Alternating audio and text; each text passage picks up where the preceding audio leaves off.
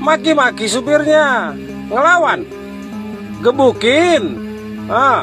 Kelenteng. Viral curhat sopir truk resah kena pungli preman di Bekasi setiap 5 meter.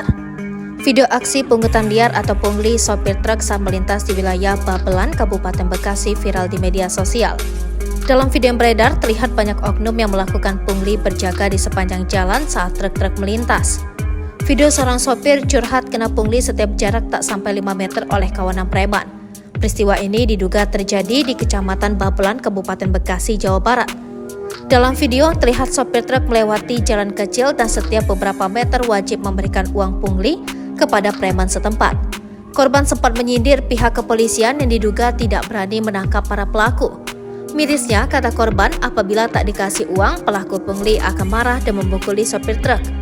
Kapolsek Babelan Kompol Didik Prijo Susilo membenarkan adanya pungli yang terjadi di wilayah hukumnya. Kini para pelaku sudah ditindak. Iya, benar ada pungli di Babelan.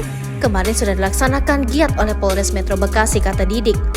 Didik menuturkan truk-truk tersebut datang dari arah kota Bekasi menuju Kabupaten Bekasi, tepatnya melewati Jalan Pulau Timaha, Babelan. Akan tetapi Didik belum merinci berapa jumlah pelaku yang ditangkap terkait pungli tersebut.